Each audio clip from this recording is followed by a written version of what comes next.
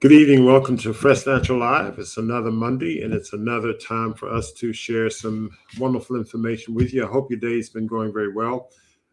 It's been nice and warm here in Houston. I don't like the word hot. We got up to 101 degrees yesterday. I think we're in the high 90s today. I was in and out of the weather, and I enjoy the warmth here in Houston. Beautiful sunny days. I think it's going to be that way throughout the week. And of course, I had a very busy weekend.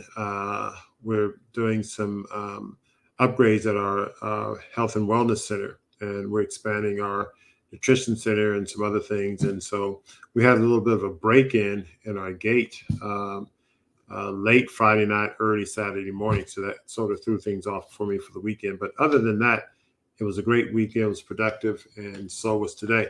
So I hope you had a great and productive weekend, as well as a great and productive start of the week this Monday. We're going to be talking about gardening, and I think you're going to really like this show.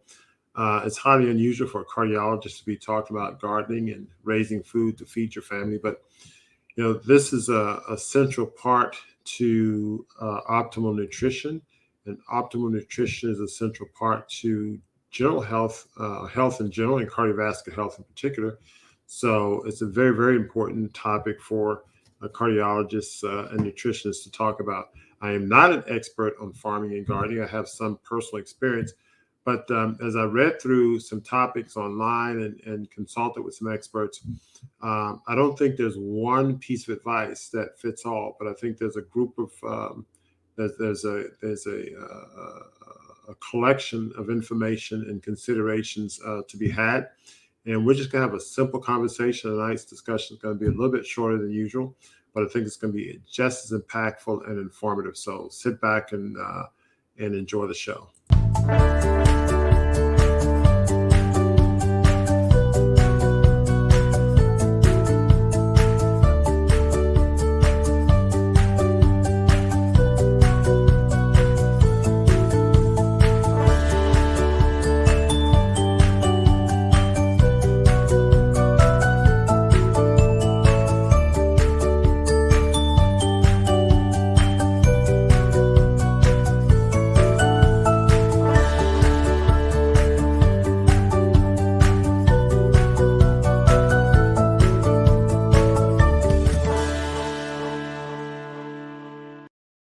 Okay, welcome back. Welcome back. So, as I said, we will be talking about how to grow a garden to feed your family. And there are a number of considerations to take, and we're going to have those considerations. Join me tonight is Iselsa Adosulum, our resident nutritionist. Good evening, Iselsa. How are you today? I'm good. How are you? Just fine, just fine. And so, I think a disclaimer, neither of us are experts in gardening or farming, but I think we have a little bit of insight. I mean, how many acres do you have planted? Um, so No. my experience is through growing up with a mother who was always gardening and had Okay. very large gardens Okay. until my adult years, and always try to make me work in the garden. There you go. And then knowing people who are farmers, so I'm kind of like on the edge. That's yeah, but that's actually a pretty valuable experience. And so sometimes the bird's eye view can give you quite a bit of perspective there. My experience is somewhat similar. I have relatives who've grown gardens and farms and things like that. And I've had several seasons of successful gardening at my house here a number of years ago. I got a little busy and it was interrupted, and then started back without so much success. But I'm back at it again, or plan to be back at it again pretty soon. And so I thought it'd be a very poignant topic to have with our listeners, because we're dealing with food shortages. And they talk about food shortages from the standpoint of economic collapses and inflation and increased food costs. Recently, there was we had to talk about shortage of baby formula and things like that. And often you hear news stories about empty shelves at supermarkets and the like. But even without these so-called extreme conditions, the quality of the food that we have available to us, and we've done shows on this where we talk about, you have supermarkets that they're shipping food from all over. much of the food. Some of it's gassed or frozen and thawed and shelved for long periods of time. And then, of course, the packaged goods that are chemicalized, not to mention how food's grown in these, massive industrial farms and the like, the chemicals they need to use to enhance, fertilizing the fruit and spraying and so on. So you have to take into consideration the heavy adulteration of the food that we have available to us, even in so-called times of plenty. One can make a reasonable argument that we are still in food shortages due to the lack of quality of the food that we have. And so with that consideration, even if, the so-called apocalypse doesn't come in the next 6 to 24 months, I think this is very important information to have because, if you don't grow any of your own food, I think it's a good thing to strongly consider. And you don't have to be an expert. And I think it's point on that neither of us are experts in leading this discussion because I think, if you have non-experts to point out the fact that, hey, this doesn't require, supreme expertise. First and foremost, it requires a willingness and an understanding that it's important. So I think that's I think the take-home message we'd like to get across, in addition to some of the key facts that we'll share with you. But before we go on, I want everybody to take your time out and give us a thumbs up. Hit the like button and also subscribe, share if you have time. Hello, Danielle Harding, and I agree this is very informative, timely information. Cedric Dukes, hello. Norma O'Dane, hello. JW, as usual, hello. Catherine Welch, hello. Our usual favorites, and people are still signing on as we get started here. And Otis Granville, good evening. So I'm going to share with the audience an article I found online. In fact, this is online. And by the way, in the chat below, we have the links to some of this information I'll make reference to below, including this article, so you can go on and read it yourself. I looked at a number of articles. I looked at a number of things online. I talked to some expert colleagues as those who did. We're going to actually share some information that we've received from these sources, as well as some of our own information. But let's just start with this article, How to Plant a Garden and Feed a Family. And more so than the content of the article, I wanted to share some of the things, considerations that are raised by the author, which I think are quite good. Also, I made notes of about 9 points to consider when growing your own garden. I think these 9 points would be important. So once I kind of discuss this article, I'm going to go into those 9 points. So if you want to take notes, feel free to do so. But, if you've grown vegetable before, you like other gardeners, so you talk about experience level. Many of you may have grown before, you may draw on some experience, you may not draw on some experience.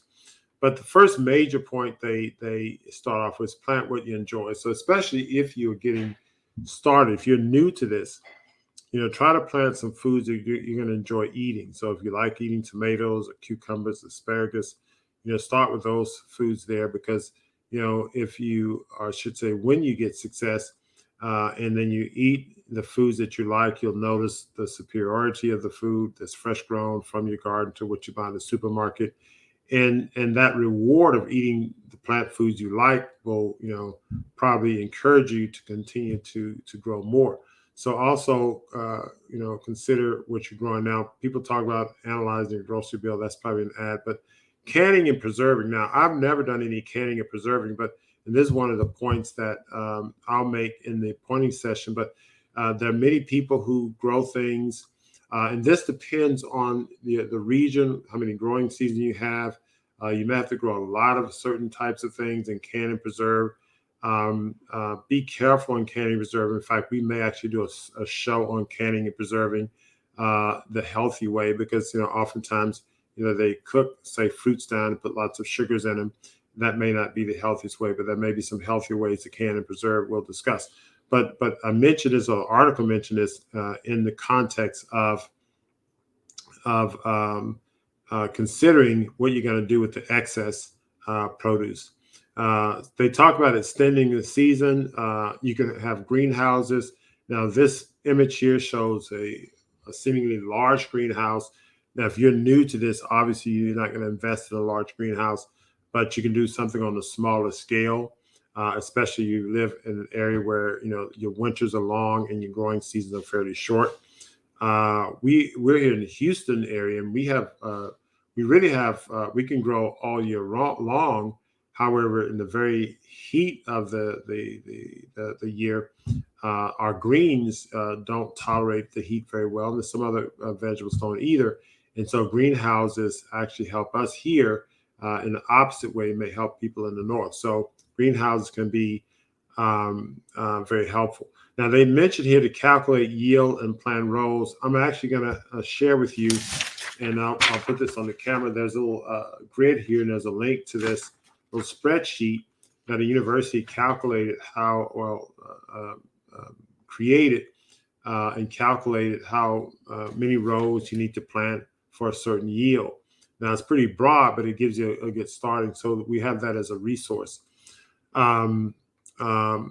Be flexible in terms of what you plant. The flexibility is going to be required in terms of the seeds that are available, what's available to you in your area, and the like. And so this, I thought, was a pretty good article. I didn't go through the details of it. I skimmed it, read through it, then skimmed it several times, and thought it was a pretty general article that would be helpful in terms of just sort of looking at some general points. However, I did get some very specific points in terms of what to consider. So, and I looked at a number of different shows, and one gardener actually had a pretty good outline of what to consider. Because really, when you're talking about gardening, you're talking about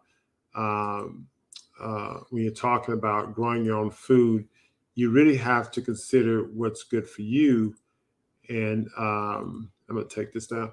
And so here's some basic considerations that you have to make when you're looking at planting your own garden. And I'll throw a few other comments. Number one, you need to think about how much food do you want to grow. Is your goal to completely become fully self-sufficient, or is it to supplement what you're currently getting from the produce market? In our health and healthy lifestyle series class, we teach our clients, we have a certain section on food procurement. And we go through the whole spectrum in terms of, how food is procured in supermarkets and other places. And what we do is we suggest that people start with finding your local growers first and foremost, and creating relationships with your local growers. This gets you close, even though you're not growing, this gets you close to having food that's grown in, near your backyard or close to your backyard. But start a relationship with those growers, because you're buying from them, you're supporting their businesses. As you start to do things on your own, they may actually give you some pointers or some tips. They are experts in your community, and you're not necessarily a competition to them if you grow your own. In fact, in our area, we have an organization called Plant It Forward, and some of the growers will actually help you grow things on your property. So it just depends on relationships that can be made. But I said that to say this: most of you are not going to be expert growers, are not going to have large farms or the like. So most of you will be starting off where you're supplementing what you purchase. And so I like to say, great, start off purchasing as much as you can locally. Okay, you may still have to go to the supermarket, purchase as much as you can locally. Then what you can do is grow what you can. So for instance, if you only have a balcony or front porch, whatever the case is, you may get jars out and grow herbs. Okay, so grow some herbs and seasoning, for your meals, and then purchase your greens or whatever it is from the local growers. So you got fresh food from your own growth, etc. Then over time, and again, you consider the things you like. You may grow, fruit or something. Or the best watermelon I've had. And I've grown watermelon over several seasons here in the Houston area. The best watermelon I've had grew out of pots. The sweetest, they were little small ones.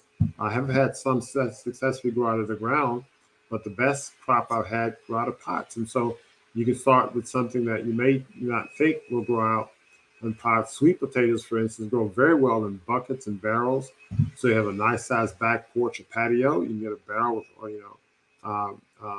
organic soil, and you put the sweet potatoes in. Those things reproduce, year after year. And there are other plant vegetables like asparagus are easy to grow and so on. So you can start off by supplementing and growing your own. If you want to gravitate toward becoming fully sustained and maintain your whole family, you want to then consider how much land you're going to need to do that. Now, the recommendation were all over the map with this. Often you read, including the article I shared with you, it's all about 100 to 200 square feet per person in your family. Looked at another YouTube show. Well, you need to do about 3 to 4 times what most people say. So I guess maybe 3 to 400 square feet. I think you start off with what you have. If you have 100 square feet, let's say you have a family of 4, and you have 400 square feet. Maybe you have 1,200 square feet. Maybe start off with 400 of it or 600 of it. Plant as much as you can. Well, I think it's going to be a matter of trial and error. So that number one consideration, do you want to supplement and become fully sustained? Many people want to start off supplement and grow to fully sustainability. And I think that's a great, goal to have. Even if you don't quite reach it, it's a great goal to have. And that's really where I am. I'm starting off with supplementing and working toward as close as I can get to self-sustainability. Number two, this expert say you have to consider pests and diseases. Now, granted, not being experts in these things, when you grow some things, pests and certain things will, kill it off or do whatever. And this is when you have the relationship with local growers. You can talk to them. There may be some tips and things you can look online. So if you're trying to grow a cucumber and your cucumber plants, eat up, just Google, hey, common pests for cucumbers in the garden. And I bet you'll find something online that's going to give you not only the information about what are the common pests, but how to counter those things in a natural way. So consider, pests and diseases. And these things aren't inherently bad. It's all part of nature. And so these are things that you want to naturally, work around. Also think about your soil health. When I started my garden in the Houston area, I ordered a soil. I had about 40 yards, which is one large dump truck full of soil brought down from a town up north of us. And in this place, they compost their soil for 2 years. So it's on a 2-year compost. And so I started my raised beds with that. And when I started again, I did the same thing. And so you want to consider your soil health. Try to get the healthiest soil that you can get. I know some growers with small farms, community gardens, and the like have had their soil tested. That's something that you can use as an option. Daniela Harding says baby steps. I agree.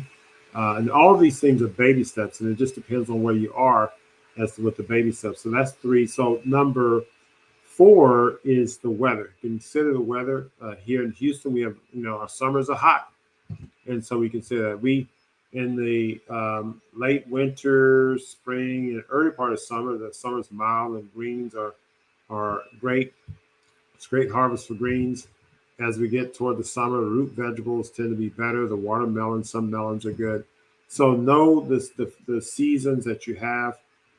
If it's too cold, many places are very cold, half the year, maybe more than half the year. So your growing seasons are going to be limited. But determine if it's the weather that you have at the time you're planting. That's going to be important. That's number 4. Number 5 will be the seasons. As I alluded to earlier, some places have, year-round growth. And here in the Houston area, we really have, we can grow in all 4 seasons. Now, we can't grow everything in all 4 seasons, but we can grow some things, and there's a certain amount of overlap. So we don't have to plant everything at one time, as opposed to other places. You may have to plant a greater abundance of certain produce at a shorter period of time. So become aware of the planting seasons of your region. That's number 5. Number 6, the variety that you can plant must be researched. So, I tend to rely on the seeds that are available here in the area. So I'll go to local feed stores in various places, And oftentimes the feed stores, they'll give me insights. I have some growing books, and typically the things that can be grown in this area, which is an abundance of produce, we tend to grow here. So, but again, know your region and know what variety of plants you can plant in your region. Number 7, you have to consider your family and your family size. And I think this is a really important one because, if you have a family of 12 and you got a lot of teenagers and they're heavy eaters, then my goodness, it may be that you require more than, 100, square feet per person, depends on the size of people. If you have, a family of 5, but you have 3 kids under the age of 7, then, they're not going to eat as much. And so that 100 to 200 square feet per person is going to be, maybe more accurate on the lower side as opposed to your kids who are teenagers or older and the like. And then to the extent that how much everyone eats plant foods is going to play into that. So you'll have to make adjustments based on your plant side. They also made an 8th point of preservation of food that was alluded to in the article. So, do you preserve your foods? Do you, freeze them? If you grow fruits and berries, like we got berries from local growers, we freeze them. And other types of produce and things you can freeze. And then also consider your planting method. Now, the method I've used and I try to stick with is planting in the soil. For right now, I'm going to start getting some watermelon in the ground. I'm going to start seeding them first, and I'm going to start building my beds. And in fact, what I'm doing now, and this is what I'm in the process of planning. So I contracted a fish pond builder. He's going to build a fish pond. I'm going to have maybe koi and or goldfish, one or the other. I already have one fish pond that's, kind of in a seating area, but this pond is going to be in the corner of my backyard. And I'm going to map out a region of my yard. I have a nice sized yard, a region of my yard where I'm going to plant my beds. But what I'm going to do is I'm going to drain water from the bog of the pond. So it's going to have all the nutrients from the fish stuff. Because the bog filter filters the water. So all the fish poop, the algae, all that goes through the bog. And so I'll be feeding and watering my plants from the bog filter. And so that's what I'm setting up to do. So it'll be soil grown plants, watered, hydrated from a bog filter with all the nutrients there. And so I plan to try to feed it naturally. Many people may want to try hydroponics, and many people may want to try a number of different things. I mentioned barrel planting with soil. So consider your planting method. The amount of room you have may affect that, and other resources may affect that. But all of these things that can be beneficial in terms of helping you out. The last thing I want to do is share with you, and this a link to this is in the notes below. And this is a very busy slide, but essentially what this is, and I'm not going to go through the details, but you see here a list of vegetables on the far left column here. And then it says amount needed for one adult in these first 2 columns, number of pounds and the feet of row. And then amount needed for a family of 4, okay, fresh use, okay. And so that's the pounds and the feet of rows, amount of plantage. Amount needed for one adult processed storage, it goes to that. Same with family of 4 processed storage. And then they go through spicing, yield per 100-foot row, et cetera. So I think it's a good starting point in terms of giving you some information. And as I said, the link to this is in the notes below in this section. And I think something like this would be helpful. It's not like you have to be that precise or scientific, but it gives you an idea, a reference, if you will, of a start. And I think that's always helpful. So I'm going to pause right there, and we'll take a quick little break, and I'm going to come back. I'm going to get Associate's take on some of this, and we'll look at questions and wrap up with questions and final remarks. Y'all stay tuned.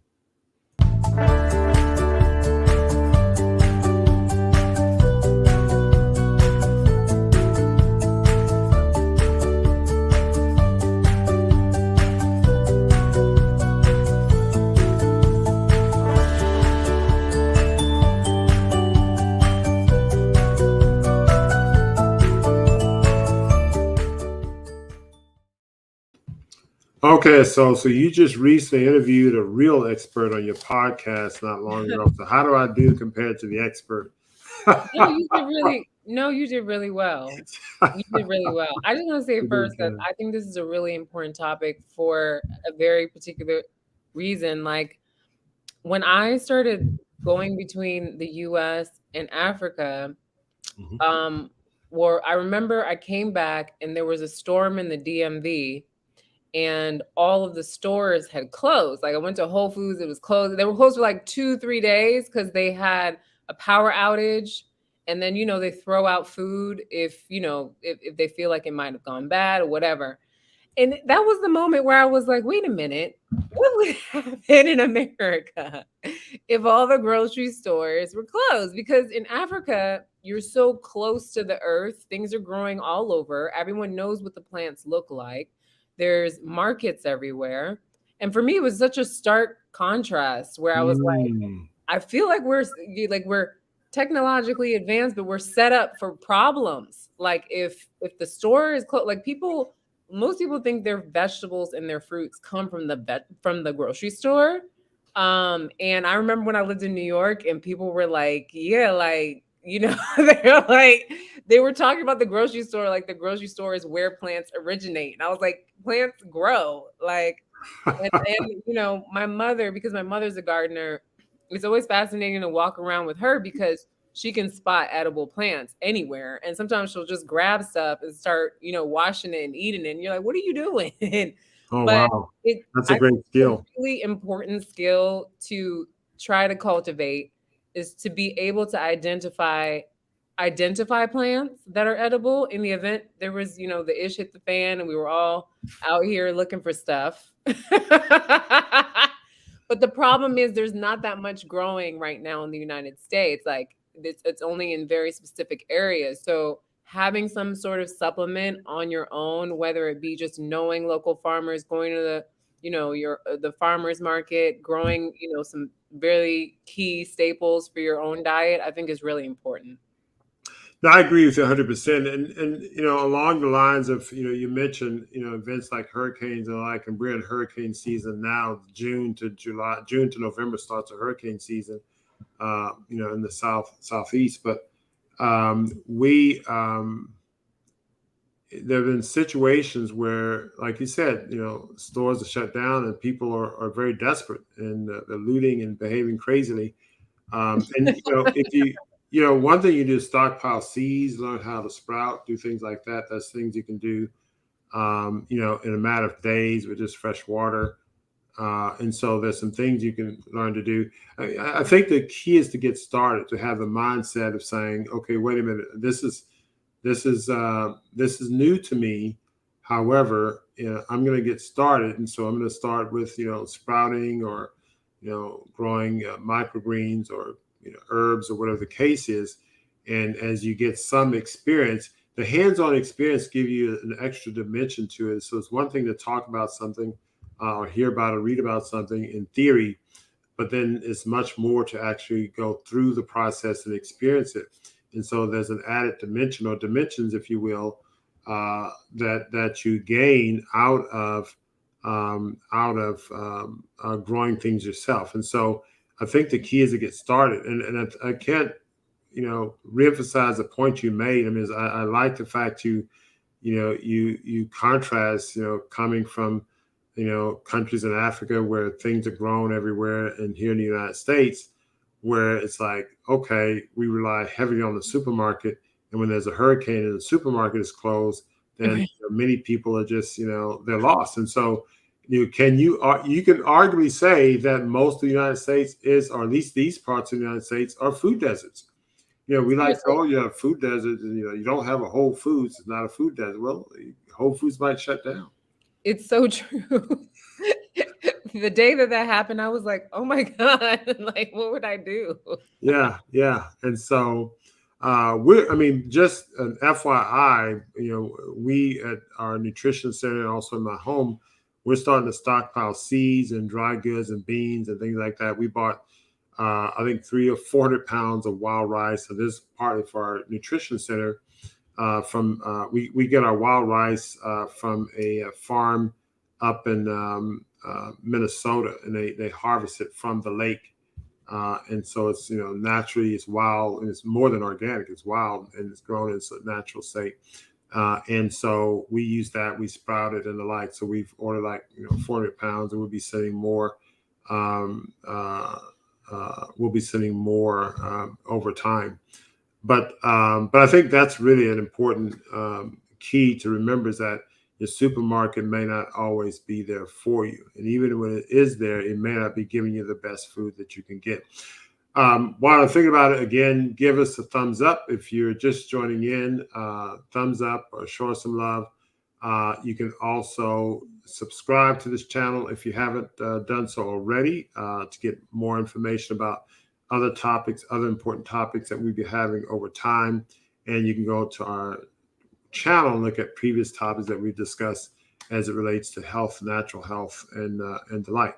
So anyway, it's also, what do you like, or when you're in the States, I'll put it that way, do you like to support your local growers? Do you have some farmers markets near you? Well, you're in Fairfax, Virginia, or somewhere in there, thereabouts? Yeah, somewhere thereabouts. Don't be telling people where my hood is. I'm sorry. Somewhere on the northeast. I say I'm in Houston, but Houston's big, so I guess maybe the state of Virginia. People will come find me. No. There's a farmer's market. There's a farmer's market I go to on the weekends usually. And I live where I live because of I really liked having the farmer's market right there. There's also like an organic store right in my neighborhood as well. But one thing I really appreciate about getting to know the farmers and getting stuff every weekend when I'm here is there's a big difference in the flavor of the food, as well as how long it lasts. Like if you go get some greens from like Whole Foods or whatever, you might notice it starts wilting and looking a little crazy, like, in about a week or maybe less. I've had greens from the farmer's market last over a week, like way longer. Yep. And they taste better. Yep. Another great thing about growing your own food, or at least knowing where your food is grown, is just controlling the amount of pesticides that you're consuming, because the chemicals and all the things that are they're adding to prevent pests and all that stuff. At least you have someone that you can look in the eye and ask them what's going on here. Whereas with the grocery store, you got all these food miles. You don't know where that's exactly come from. Sometimes they've added things to make it look fresh, just to while it's sitting in the supermarket. So I love supporting local farmers, and I can taste the difference. And for me, that matters, because I like my food to taste good. No, I agree with you. I think that's a great point. And the shelf life, is so long, not because they add chemicals to it, it's because when you get it from the grower at the farmer's market, it's usually harvested within a day or two of it being at the farmer's market. And so you're getting it very fresh. It's very fresh at the time of acquisition, and very few hands have touched your food, and so it's very, very valuable. One thing I do want to mention, I probably should have put it into the consideration of my earlier discussion, but one thing you have to realize when you're consuming food that's local, organic, and sustainable, and in your backyard, that's either a combination of the above, you have to realize that your plants are growing in an ecosystem, and you're going to have little bug bite holes in it. And these aren't like diseases and bug bites. And some people use substances like diatomaceous earth to kind of keep the bugs away and things, and you can do that. But the point is that you will have bugs. So whenever I buy organic, locally grown corn, and I don't eat a lot, but I bought some recently from a local grower, I always pull the shuck back and I look for a worm in the corn. And if there's a worm in the corn, I flick it off, because I eat vegan. So I flick the worm off, but I know that corn is good. It's passed the test. And so when we recently switched to local sustainable food, and we rinse our greens off pretty well. We don't, put it in the dishwasher, or, the laundry in soap and water, or anything like that. But the point is that, on rare occasion, there'll be me a bug on one of the greens, and we had somebody get a salad that had bugs on. We don't like to have, but it happens. It's just part of natural food that's not sterile. And so I Well, just want to make you aware of the fact that you're going to see these things.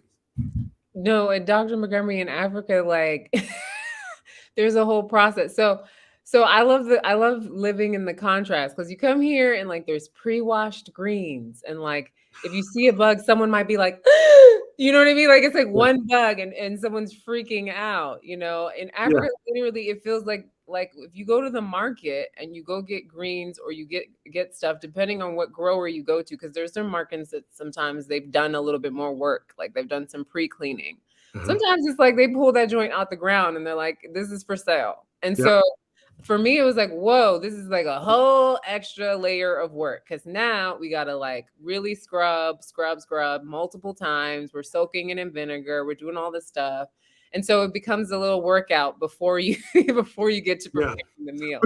But so I'm glad you said that, because here's my take on it. Because when I'm growing my stuff out, I remember we had like some dinner. I had guests over and the like, and then we went to the garden. And this when the guests were in the house, and I went harvest. I got a couple of guests, friends. We bought some large bowls, went out to the garden and harvested greens, put them in the bowls, brought them in, and then we made the salad.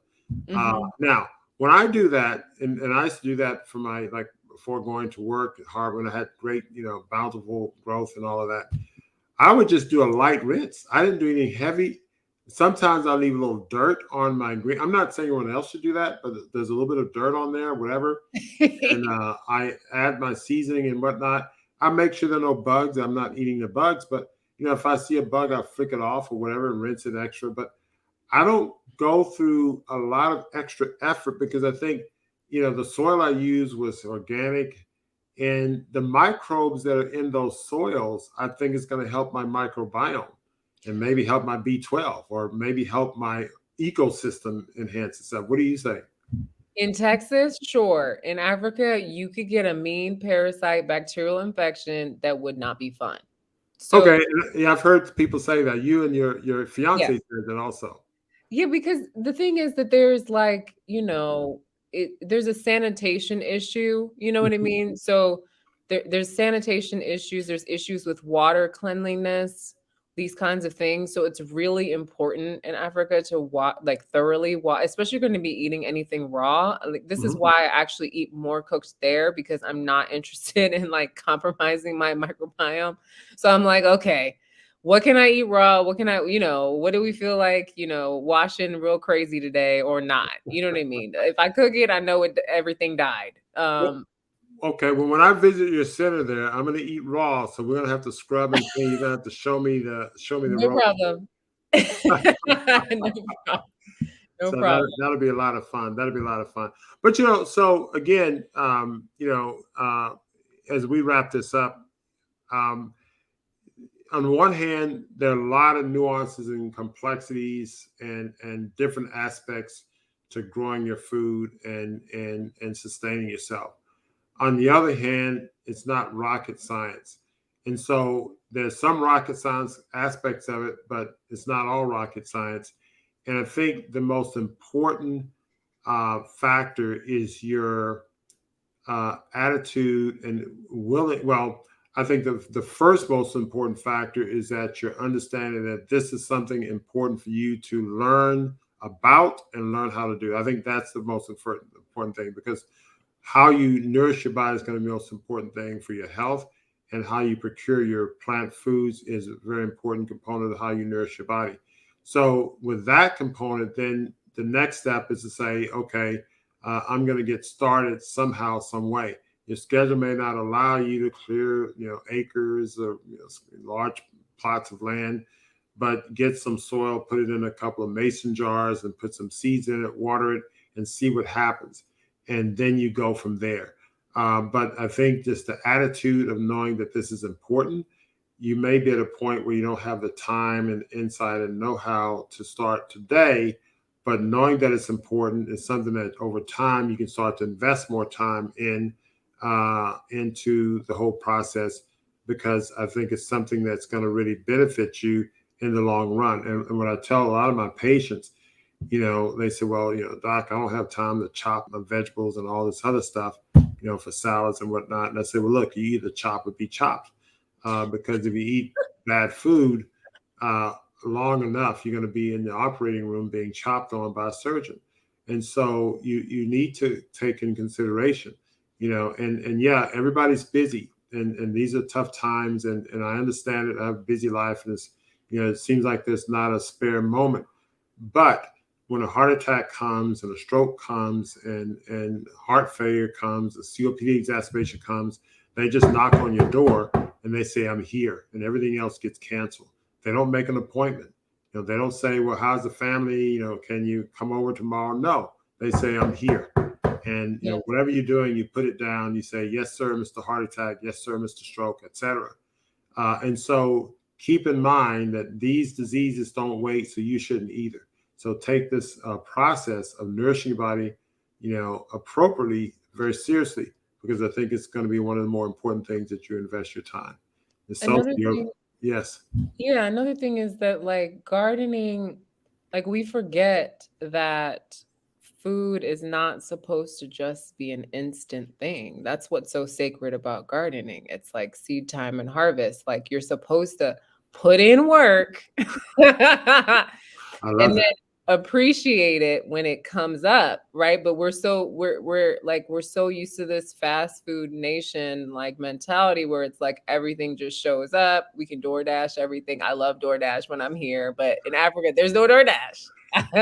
Like if I don't find food, I'm not gonna have any, So I think it's really important, and I think it's an essential part of nourishing ourselves, the actual work to find the appropriate nutrients and the appropriate ingredients for the things we're making.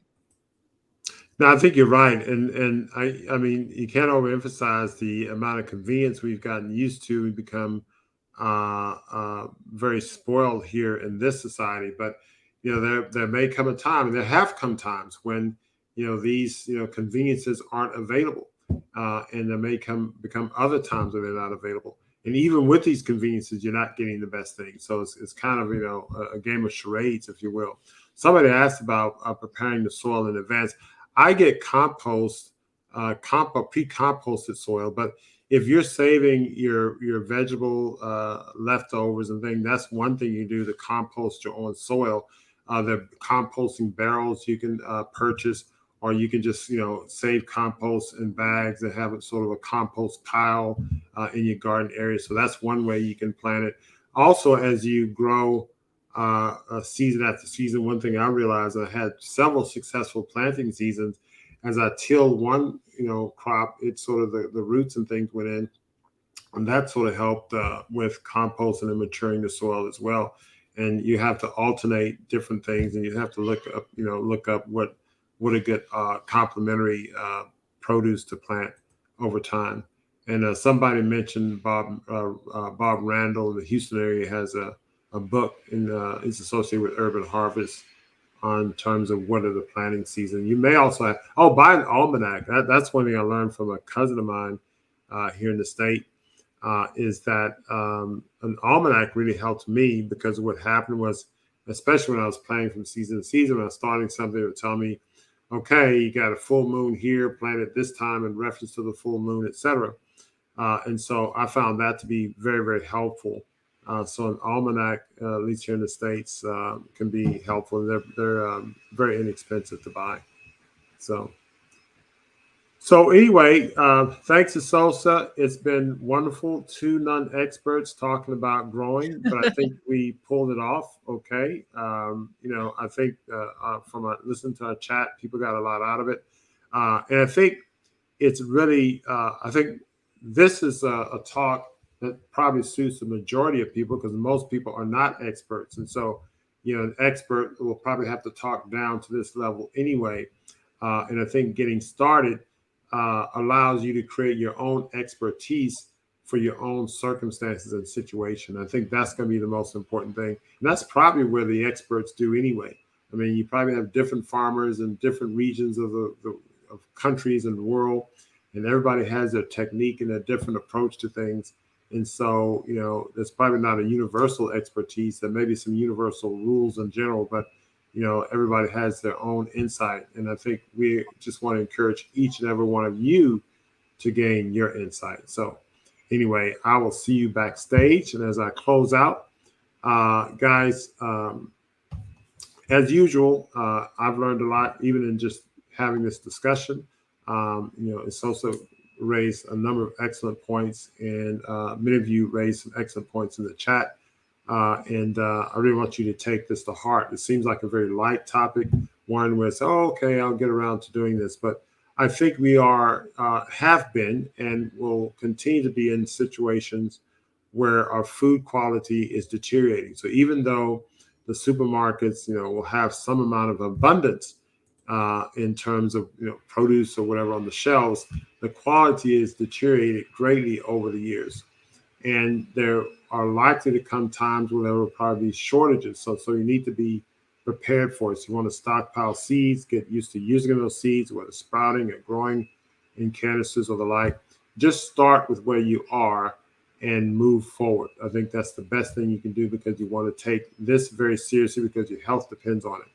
So I'm glad you joined us. Hit the thumbs up. Please subscribe. Please share this information with anyone you think will benefit from it. And we'll see you next week. And until next time, keep it fresh, natural, and live.